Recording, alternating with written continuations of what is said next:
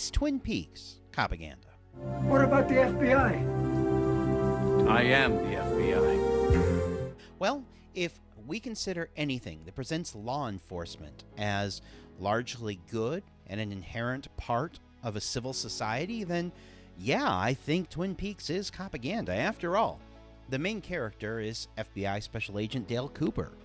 Throughout the series, both the original series and the prequel movie Fire Walk with Me, and then the 2017 revival series Twin Peaks The Return, we see all sorts of police functions, and none of them are ever presented badly. Cooper and his fellow FBI agents Albert and Gordon Cole, or Sheriff Harry Truman and his deputies Hawk and Andy, are constantly doing good things. They're keeping people safe, they're preventing crimes, they're catching the bad guys. And even when the meek Deputy Andy, a guy who is so sensitive that he can't stop crying when he sees the body of Laura Palmer, even when he pulls his gun and shoots somebody, the show treats it as a good thing. Furthermore, the series treats law enforcement as somehow redemptive. Look at Bobby Briggs, character who was a delinquent, constantly on the edge of trouble, a drug dealer, and shot somebody. When we catch up with him in The Return, he is working in the sheriff's department. He is matured, and this is a good thing. In fact, when a gun goes off in the middle of a public area in one of the tensest scenes in all of The Return, it's treated as a good thing that Bobby is on hand and the police respond, or the sheriff's deputies respond immediately. So, yeah, it's Copaganda. It thinks that law enforcement is inherently good.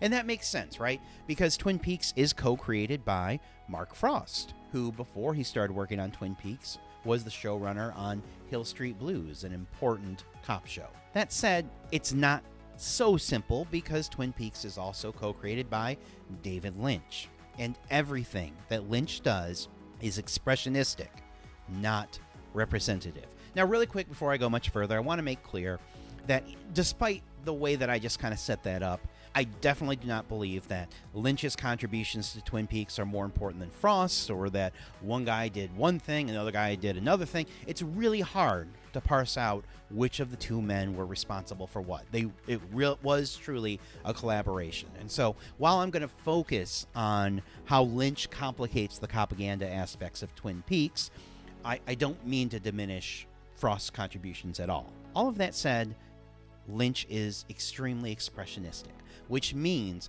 that meaning of his work is not made in character or in plot or any of the traditional things that we think of when we're analyzing art. No, it's all in the moods and the feelings that it evokes. And most of the time, those moods and feelings begin with him individually as an artist, and then he throws the things out there and we react to them. That's kind of most obvious with the surrealistic elements of Twin Peaks. Because, of course, Twin Peaks is not simply about law enforcement investigating the murder of homecoming queen Laura Palmer. There are all of these interdimensional forces that are at play in the world of Twin Peaks. And throughout the series, we learn that these figures, most notably Bob, a representation of some sort of primordial evil. And there are other forms of lodge spirits or people from other dimensions. The one-armed man Mike, the man from another place, aka the Arm, the Giant, aka the Fireman. These various figures who intercede and influence the course of events. And here's the thing with Lynch's work, all of his work. You can pretty easily break it down to a fairly straightforward plot. You know, you look at something like Mulholland Drive, and if we were to take it by just a plot level, it's about a woman who comes to Hollywood, falls in love with another woman, has some sort of disappointment, the woman dumps her, and she calls a hitman, and she feels bad about it. That's the plot, basically, of Mulholland Drive. But that does not describe the emotional power. That does not describe the depths. That doesn't describe the horror. All the things that are beautiful and wonderful about Mulholland Drive are not caught up in the plot. The same thing is true of Twin Peaks. It is true that Bob is some sort of primordial evil, and Agent Cooper, with his essential goodness, is somehow combating it. But the TV show and the movies don't really make sense on those levels. If you were to map this as a battle against good or evil, then you've kind of missed the point of Twin Peaks. It's really about the ineffable sorrow that happens when even one person is lost in a community.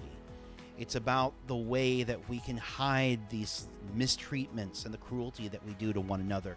It's the way that something as simple as being excited about coffee and pie puts goodness into the universe. It's about how our communities and our connections with one another matter. It's about how the small things we do have cosmic reverberations. It's not about a battle between good and evil.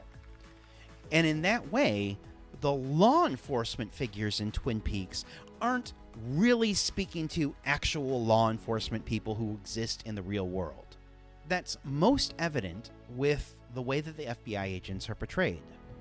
How does Cooper go about his investigation?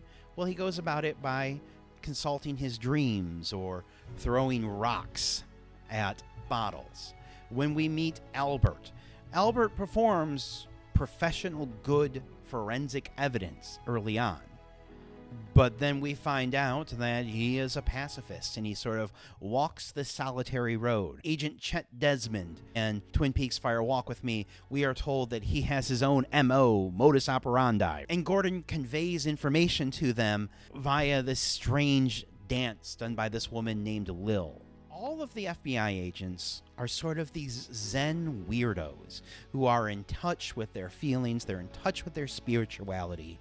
And that matters, not because what they do is good police work, but because they are figures of order and they're figures of morality. And the more that they can be in touch with their feelings and with their spirituality, the more that they can connect to the moral order of the universe. And they sort of serve as go-betweens between this moral order and the suffering that happens on Earth. And so, yes, we can on the one hand say, man, in light of all of the terrible things that law enforcement does in the real world, it sure would be nice if Twin Peaks imagined something besides law enforcement as the avatars of cosmic morality and cosmic goodness and cosmic safety.